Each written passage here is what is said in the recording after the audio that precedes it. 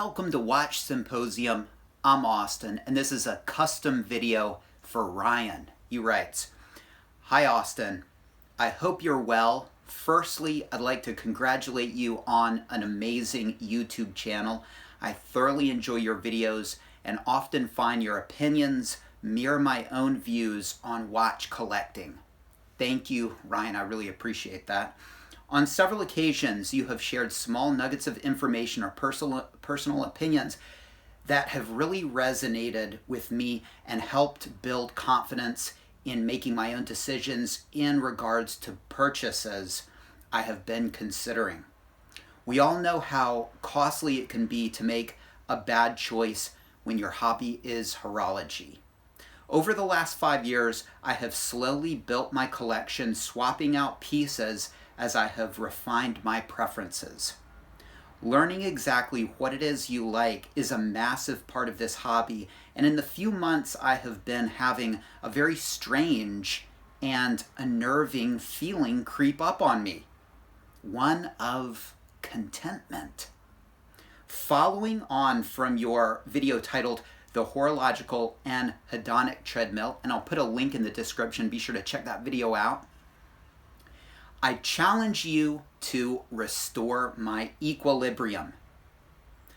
I would ask you to play the devil on my shoulder and persuade me otherwise from this weird state of satisfaction I am currently experiencing. So basically bring him back into what I called equilibrium, and that's the state of desire that us watch enthusiasts so often find ourselves in. So he's satisfied and he ain't happy about it. We're going to help him out with that today. So i.e., to coin a phrase, horological enlightenment. So he's horologically enlightened, he's satisfied, but where's the fun in that? Where's the fun in that? All right. So we're going to try to solve his problem. All right. That's what we're going to try to do. My current collection is, excluding beaters and sticking only with Rolex GMT Master 2 116710 BLNR, the Batman, the discontinued Batman on the Oyster bracelet. Rolex GMT Master 2 126710 BLRO, the Pepsi, the brand new contemporary modern ceramic Pepsi on the Jubilee bracelet. Rolex Sky Dweller 326934 white dial. That's very much like I called it in a previous video. I'll put a link in the description to that video. A Datejust on steroids with a GMT function thrown in. And the month, right? That's a very heavy-hitting watch. Rolex Submariner 14060 with a Swiss-only dial. Okay, so that would be a 1998 or early 1999 U serial or early A. My guess it's a U serial. Rolex Explorer 2 16570 with a black dial. All right, and I'm looking at these pieces, and this looks like a tritium dialed Explorer 2. And so this would be 1997 or earlier. And what a beautiful collection. He's got 4 GMT function watches, so you know I love this.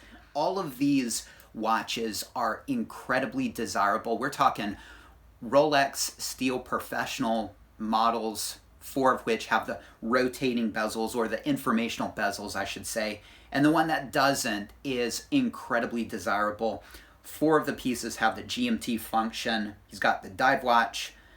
Does he have a dress watch? Well, he does in the Sky Dweller. It's got the GMT function covered. And he doesn't have a chronograph, and we might get to that. But what a collection. These are incredibly desirable pieces. I mean, good buying, good collecting. I can see why you're very happy with your collection, because people dream about having a collection half as good as this. And all of these are life achievement pieces. You've got 5 life achievement pieces in one collection. So excellent. I can see why you're content, but we'll get to that. I'm sure you know what they look like, but here are the pics. Excellent pics, by the way, Ryan. I have owned a solid blue dial, date just 41, fluted on a Jubilee, Explore 1, and a ceramic no date sub, all 6-digit versions. Even though there are some newer 6-digit pieces in my collection, I have developed a fondness of 5-digit references in the last couple of years, and the 2 I own are by far my favorite pieces. I love the aesthetic of the 5 digits, and they're not pretentious like some of the modern pieces can be, so I really do like the 5 digits as well. So with this in mind, I challenge you to upset my current Zen-like mindset and reignite the desire for a new piece. The only rule is 5-digit pieces only, please. And to make it interesting and to stay married, because you can't have your wife leaving you because your collection is too big, let's assume I'd have to lose one of the 6-digit references from my collection in order to acquire this mythical piece. Challenge accepted, Ryan. So let's say that I wasn't constrained by this 5-digit piece only rule, and I didn't know anything about some of the pieces he's had in his past. I would look at this collection and I would see you've got 1 white dialed watch, you've got 3 black dialed watches. You need a little bit of color, right? What about a blue dialed watch? I mean, blue can add some color, but is conservative enough to where you're not going to get tired of it. And I would say that something like a blue dialed date just 36 or 41 would be great. I'd go with the iconic Jubilee bracelet, fluted bezel for you because you like the more big heavy hitting pieces, and the Sky Dweller looks great on your wrist, and that's a big 42mm watch. I'd say the date just 41 with a blue dial, but he's already had it. He got rid of it, which is interesting. I'm surprised he got rid of that, but there goes that. Right? All of these are really punchy pieces, and you might find yourself in a situation where you might want something a little bit more subtle, stealth wealth.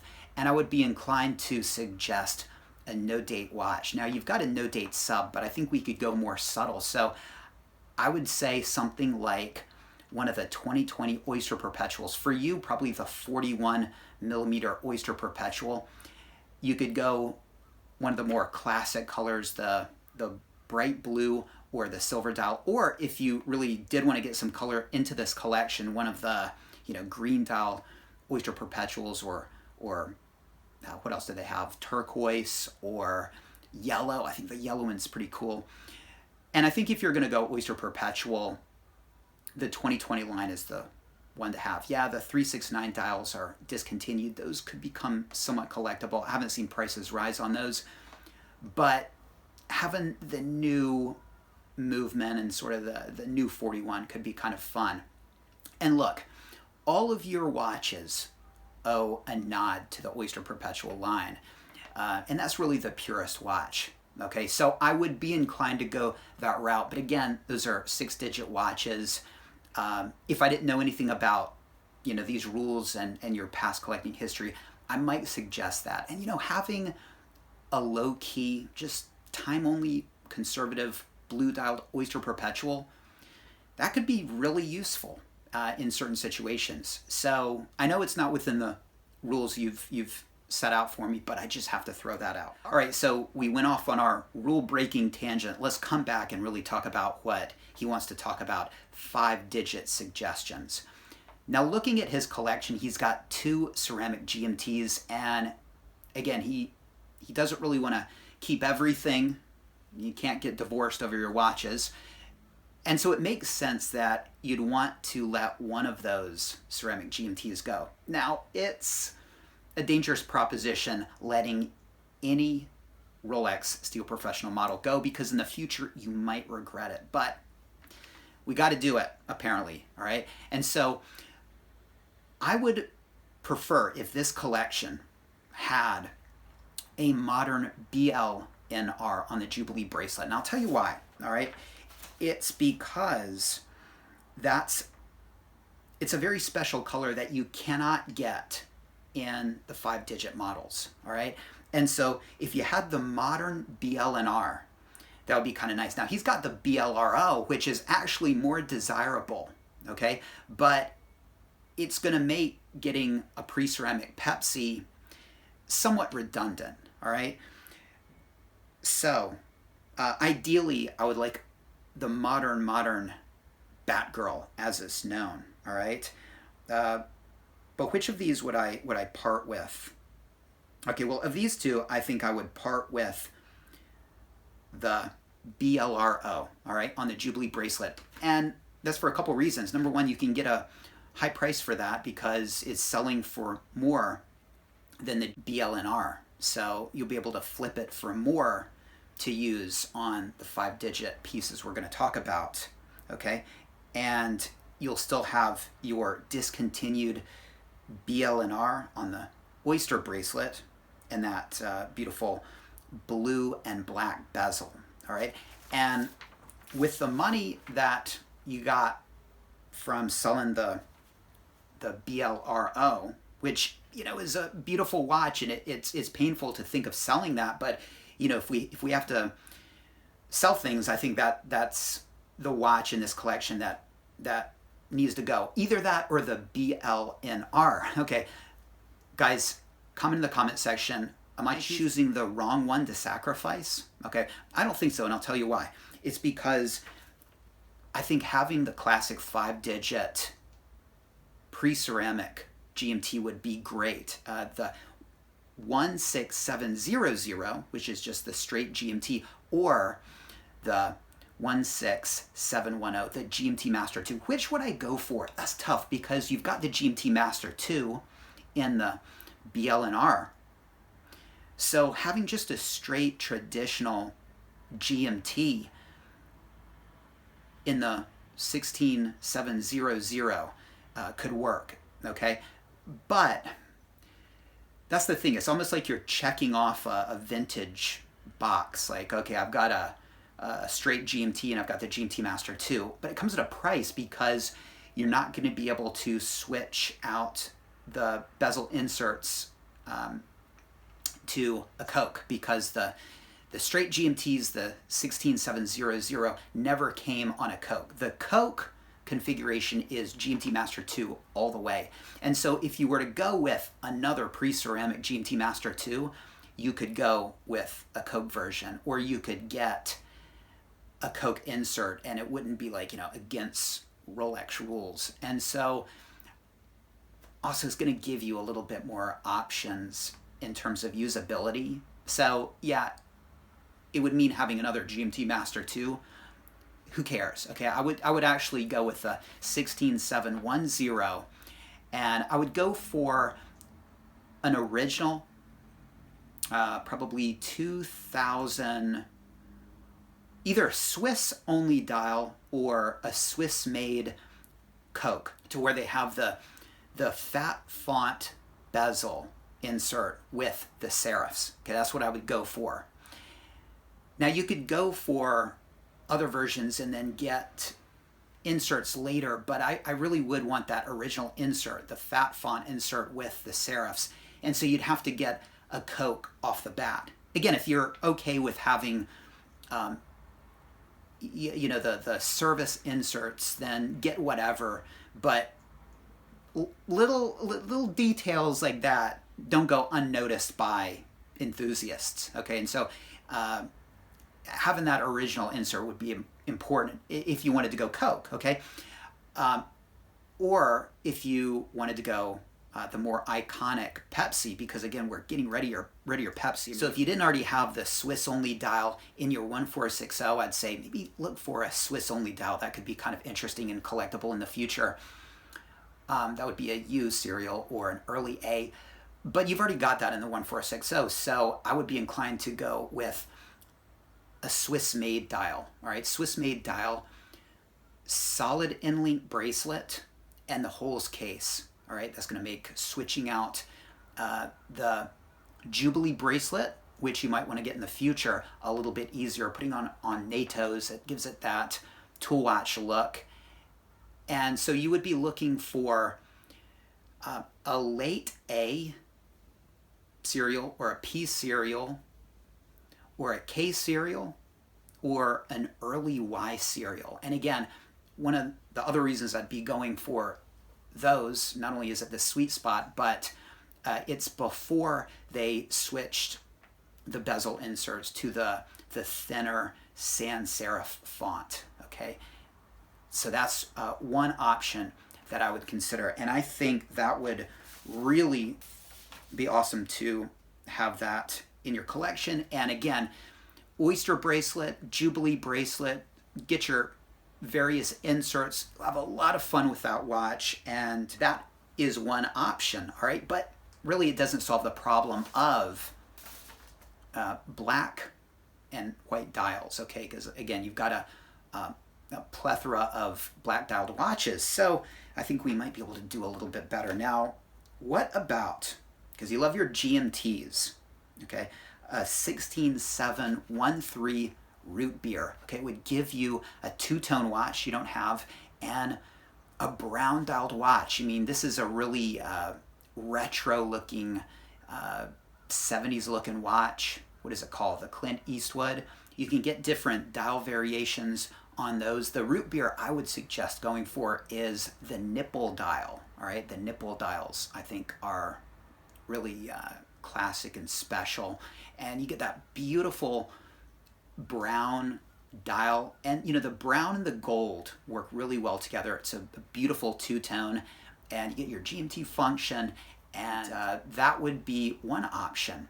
Or another good two-tone option would be a 16613 bluesy Submariner. All right, you're gonna get that gold is gonna be a different aesthetic. You get that beautiful blue dial. It's again a very punchy piece, and you seem to like pieces like that. You know, it's all about the dial with that watch, and that could certainly bring some color and different wearing experiences, you know, between the blue dial and the two-tone nature of that watch into your collection. And I would go with, well, you could go with a holes case or a no holes case. I think either is okay. I don't know if you're going to be putting that on a NATO, but I like the holes cases. All right, I would go with a Swiss-made dial. If you want the real vintage look, I guess you could go with a tritium dial, and it may be turning purple. I'm not crazy about those purple bluesies. Some people love them, but I would go with the Swiss-made dial, a true blue bluesy. And really important, I would go with a solid in-link bracelet, because the non-solid in-link bracelets, the hollow in-link bracelets, the gold is not in the clasp, and that's not really all that favorable. So I think the late A's and the P's and the K's and the Y's, or the early Y's, all the way up to the late Y's, and then you're gonna get the no holes cases with the late Y's and the F's, and on up to when they were discontinued. And if you really want to make your life interesting, think about this. I know, you know, you've just sold your BLNR and you've got, what, could you sell it for 20, 18? Okay, maybe let's just be conservative, 18, and then you throw in some more money, and you get the bluesy Submariner, and because we're talking the same money here, the root beer. Okay, you've got two-tone watches, incredibly interesting dial colors, and you can also, if you get, and make sure you do, get that root beer on a Jubilee bracelet, you can sometimes put that two-tone Jubilee bracelet on the bluesy, which would look really cool, and that would be pretty fun. And we're talking essentially, you know, if you sell right, and maybe you might need to put in some money, what you would be able to afford with the money that you would get from your BLRO. I mean, think about that for a minute, guys. A two-tone bluesy and a root beer GMT, or a ceramic BLRO. I mean, which would be more fun? That single ceramic watch, or those two pre-ceramic watches? So that's what I would do. I know I'm maybe suggesting two watches instead of one, but think of how much fun you would have with those two watches. And I think they would always hold their value, especially the root beer with the nipple dial, okay? All right, and if you really want to go 5-digit vintage, we're not talking neo-vintage anymore, we're talking vintage. You've already got an Explorer 2 black dial, but what about a white dialed Explorer 2? I'm not talking about any white dialed Explorer 2, a 16550 cream dial, all right, with the silver hands. That is a really interesting watch, and for what you get for your BLRO, you need a little bit more money, but I think you could find a good box and papers piece, very collectible piece. You know, next year is going to be the year of the Explorer 2. So I don't know if those real older vintage cream dial watches are going to go up, but you know, the whole Explorer 2 line is going to be in sort of the world's consciousness, and so, you know, if you really do want to get one of those cream dials, I would say pre-2021 is the time to do it. Or you could always get what I think is probably one of the most collectible of the GMTs, the Fat Lady, the 16760. They only made it for 5 years. It is the very first of the first GMT Master 2s. The very first Coke. And they only come on Coke.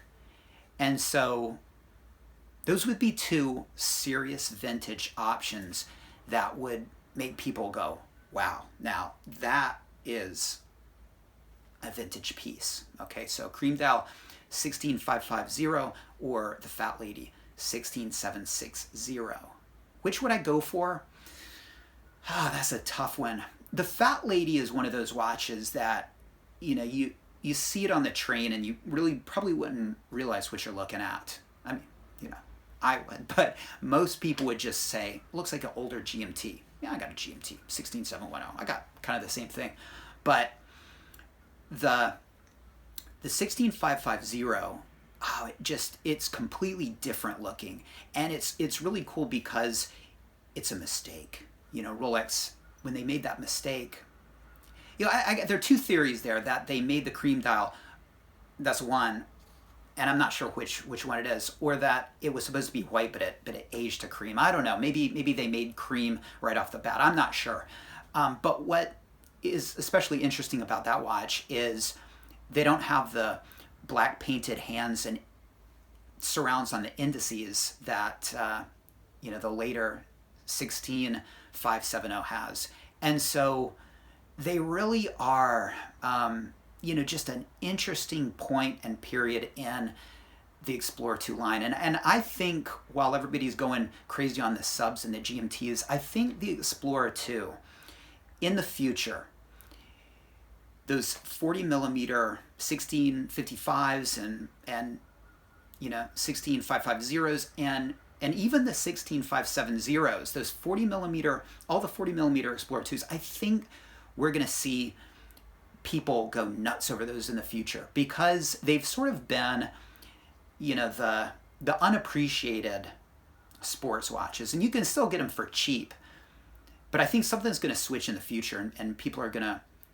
you know, say, you know, these GMTs are great and then the subs are great, but you know, these white dialed GMT function watches, they're just so interesting, and they're completely different than, you know, the GMTs and the subs. When I say completely different, they're really not that different, but it's that fixed bezel and the dial color, okay? And it just gives you a completely different aesthetic. And so, yeah, the 16550 with the cream dial, I think that's one of those things that you see it across a train on somebody's wrist and you go, my God, look at what this guy is wearing. It's going to have more, you know, punch than the Fat Lady, okay? And of course, you know, we only get Rolexes so we can ride the trains in Tokyo and have people notice our watches. That's what this hobby is about, right? Okay. All right, so those are some of my suggestions. I know you're satisfied right now, Ryan, but just wait. Maybe not this year, maybe not next year, but sometime you're going to look down and you're going to think, I need something new. And it'll happen. It just takes time. And when it does, hopefully some of these suggestions could be something you might want to think about. And look, you've got a beautiful collection, but some of these pieces I talked about could really take it up a notch. And I would be really tempted towards some of these. Of my suggestions, viewers, which would you go for? And what did I miss? I mean, are there things Ryan should do that I didn't even touch on? Please drop a comment in the comment section. Ryan wraps up his email with this: I can't tell you how much I enjoy receiving that notification of a new video of yours having been uploaded. Thank you, Ryan. Hey, and if you guys want that satisfaction of not just getting a new video, but getting your own video, check out the information in the description of this video. You can see how you can have your own custom video made. You can't have Ryan having all the fun, but think about doing that. And Ryan says, kind regards, Ryan. And his Instagram is at the Bezel Fella.